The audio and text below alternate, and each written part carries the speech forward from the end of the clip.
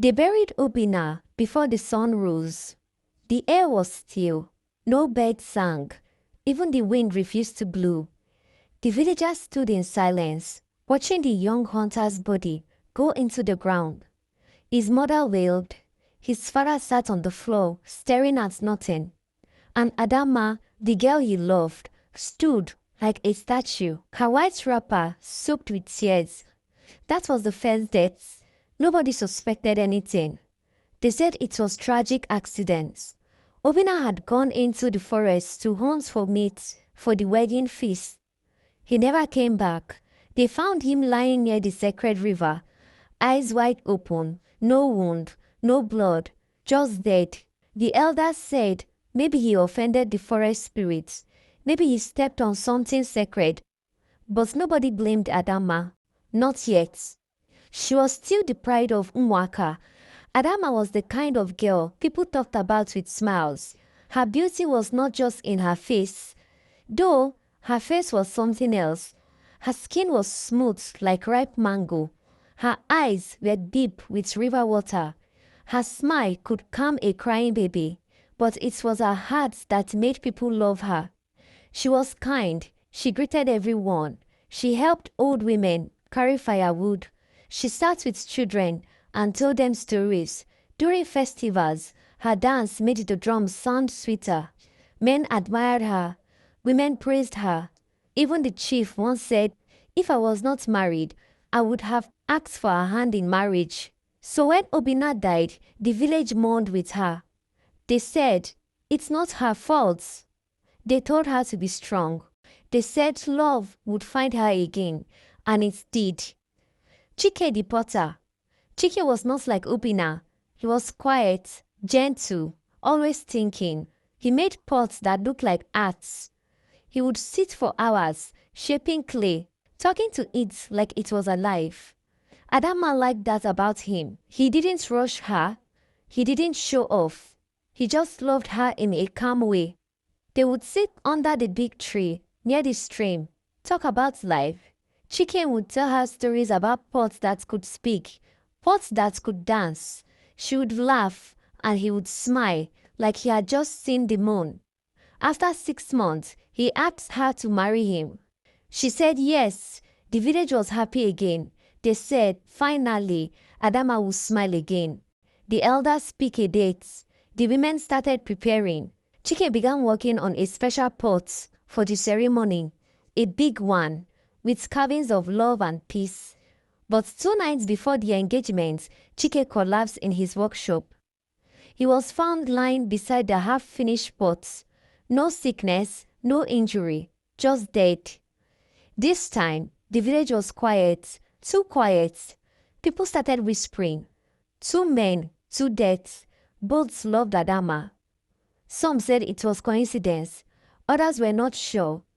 Adamma cried for days. She didn't eat. She didn't speak. Her mother held her, but even her mother's arms felt cold. Still, life moved on. Ekene the fisherman. Ekene was strong. His skin was dark from the sun. He had a loud laugh and a big heart. He was the kind of man who could make everyone feel safe. He saw Adamma one day at the stream and said, "I don't care what people say. I will love you." Adamma was afraid. She told him, "People who love me die." Ekene laughed. "They let me die loving you." She tried to push him away, but he stayed. He brought her fish. He sang for her.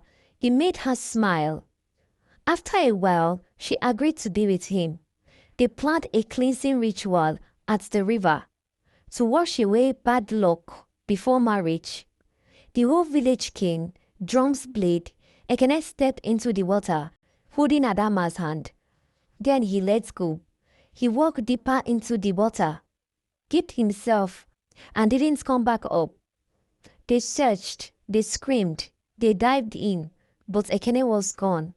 His body floated up the next morning. No wound, no struggle, just dead. Now the whispers became louder. "She's caught. She's not normal. Any man that loves her will die." Adamma stopped going out. She stayed inside. Her friends stopped visiting. Even her cousins avoided her. When she went to the market, the sellers refused to sell to her.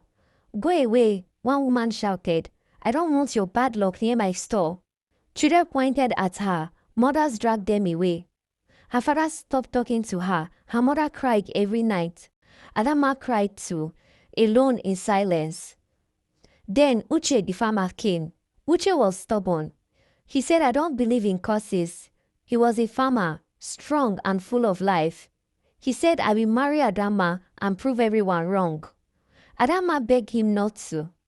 "I don't want you to die," she said. "I am not afraid," he replied. He brought her yams. He helped her mother with the farm. He sat with her father and talked about marriage. Slowly, the village began to whoop again. But one night, Uche went to sleep and didn't wake up. They found him in bed, eyes open, mouth closed, no sign of sickness, just dead. Now the village turned against her completely. They called her names: witch, spirits, death's wife. Nobody greeted her. Nobody looked at her. Her friends stopped talking to her. Her own uncle told her to leave the village. She cried every day. She stopped eating. She stopped smiling. She went to the stream, asked the water, "What did I do?" No answer. Then came Kalu. Kalu the drummer. Kalu was the last.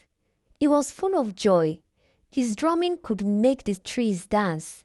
He said, "I don't care what people say. I love you, Adamma, and I want to marry you." Adamma didn't want to love again, but Kalu was patient. He sat with her. He listened to her. He made her laugh. She told him everything about Obinna, about Chike, about Ekene, and about Uche. He said, "I'm not afraid." They planned a small ceremony. No drums, no crowd, just love. But during the festival, Kalu picked up his drum and started to play. He smiled at Adamma. Then he stopped. He fell, dead. That was the fifth death. Now the village was done with her. They refused to sell to her. They refused to greet her. They told her to leave. Her father stopped talking to her. Her mother became sick. Her house became quiet. Adamma cried every night. She went to the stream and shouted, "Please, whoever you are, whoever is doing this to me, stop, please." She begged. She begged the river. She begged the sky. Then one night, she walked into the forest. She walked for hours, barefoot, hungry, tired. She reached the cave of Ndemo, the mother spirit. She knelt and sang. Her voice was weak, but full of pain. She sang of love, of death, and of loneliness. The cave opened. Inside, Ndemo sat on a throne of light. "Why have you come?" she asked. "I want to know why love kills the people I love." Adamma said. Nemo looked at her. "You carry a mark. Not your fault. It came from your bloodline." Adamma was confused.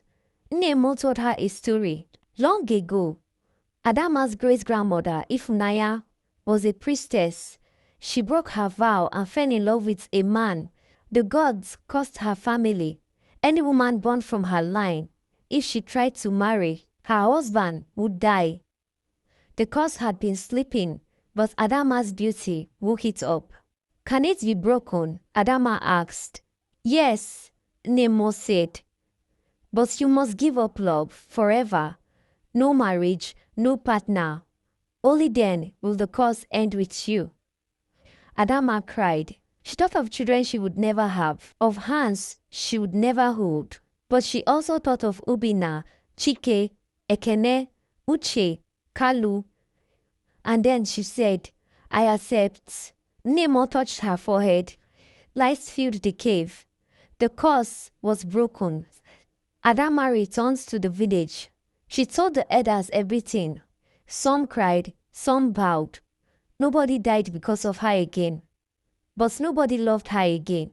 She became the healer of the village, the storyteller, the woman who gave up love so that others could live. Years passed. Adamma grew old. One morning, she slept and didn't wake up. The river sang, the birds flew, the village cried, they built a shrine. Every year, they tell her story, not of course, but of love, the kind that gives everything, even when it gets nothing in return. The end.